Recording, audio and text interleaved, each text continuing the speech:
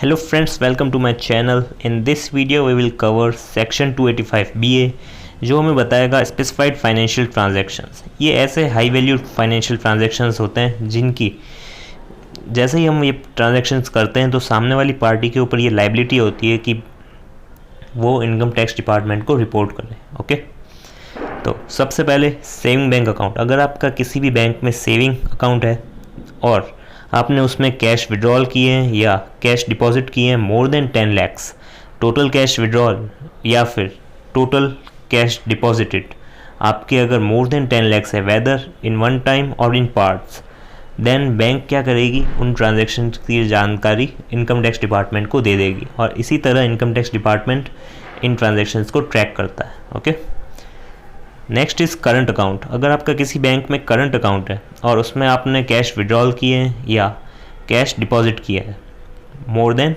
50 lakhs, current account के case में limit है मोर देन 50 lakhs और वेदर इन वन पार्ट और इन मोर देन वन पार्ट्स, तो बैंक उसकी जानकारी किसको दे देगी, इनकम टैक्स डिपार्टमेंट को। Okay, next is fix deposits. अगर आपने किसी भी बैंक या किसी कहीं और एफडी कराई है मोर देन 10 lakhs की, तो भी बैंक उसको रिपोर्ट कर देगी और रिन्यूअल अगर आप करा रहे हैं उसका वो इस केस में कवर नहीं होगा।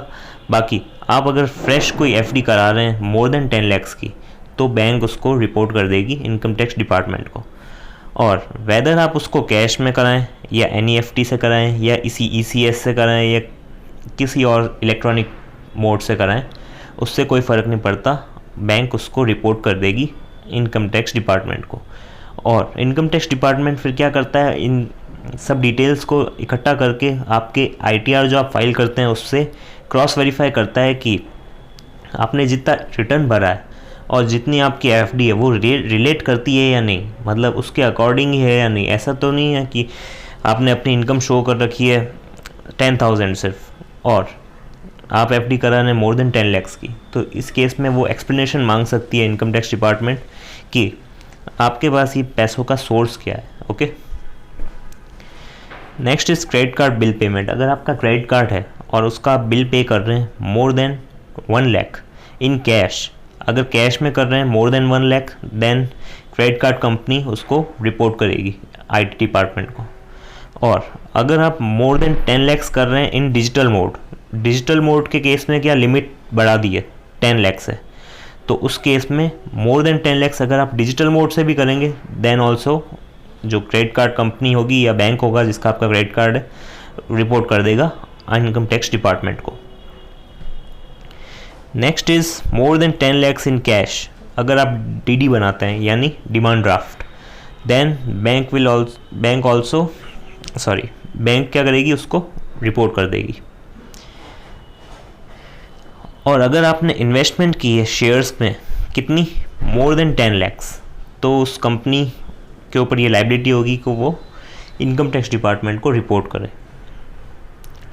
और सेम जैसे शेयर्स में था, इसमें भी लिमिट वही है म्यूचुअल फंड्स में। अगर आपने म्यूचुअल फंड कंपनी में के यूनिट्स लिए हैं कितने more than 10 lakhs, then mutual fund जो कंपनी होगी वो रिपोर्ट कर देगी इनकम टैक्स डिपार्टमेंट को। और अगर आपने फॉरेन करेंसी बाय की है कुछ भी डॉलर्स वगैरह मोर देन 10 lakhs, देन वो जो करेंसी डीलर होगा वो रिपोर्ट करेगा इनकम टैक्स डिपार्टमेंट को। और अगर आपने परचेज़ किया इमूवेबल प्रॉपर्टी और उसकी वैल्यू जो है यानी रजिस्ट्री वैल्यू मैं कह रहा हूँ, रजिस्ट्री वैल्यू जो है 30 lakhs है, मोर देन 30 lakhs, देन जो रजिस्ट्रार होगा वो रिपोर्ट करेगा इनकम टैक्स डिपार्टमेंट को। यहाँ पे मैं ये जो 30 lakhs वैल्यू है ये रजिस्ट्री वैल्यू है, ये मार्केट वैल्यू नहीं है। इंडिया में क्या है, मार्केट वैल्यू काफ़ी हाई रहती है और रजिस्ट्री वैल्यू थोड़ी कम रहती है, उस थोड़ी क्या काफ़ी कम रहती है, लगभग काफ़ी फ़र्क पड़ता है। तो यहाँ पे ये जो वैल्यू है ये रजिस्ट्री वैल्यू है। नेक्स्ट इज़ अगर आपने कोई भी चीज़ परचेज़ की है या सर्विस ली है in cash for more than 2 lakhs, आपने 2 लाख से ज़्यादा कोई भी सर्विस ली है या कोई भी चीज़ परचेज़ की है, देन वो जो भी शॉपकीपर या सर्विस प्रोवाइडर है वो रिपोर्ट करेगा इनकम टैक्स डिपार्टमेंट को। ओके, तो ये कुछ ट्रांजैक्शंस थे जिनकी जानकारी इनकम टैक्स डिपार्टमेंट को जाती है इस तरह से। ओके, तो इनकम टैक्स डिपार्टमेंट ऐसे इन सब ट्रांजैक्शंस को ट्रैक कर लेता है। और इसके बाद क्या होता है मैं आपको ये भी बता देता हूँ, जैसे इनकम टैक्स डिपार्टमेंट के पास ये सब जानकारी चली गई, उसके बाद क्या करती है वो, अगर आपने ITR फाइल नहीं किया है देन तो आपको डायरेक्टली नोटिस आएगा, और अगर आपने ITR फाइल कर रखा है देन इनकम टैक्स डिपार्टमेंट क्या करेगा, उन सब ITRs जो भी आपने फिल किए हैं उसमें जो भी इनकम आपने शो की है उसको कोरिलेट करेगा किससे, इन सब ट्रांजैक्शंस से।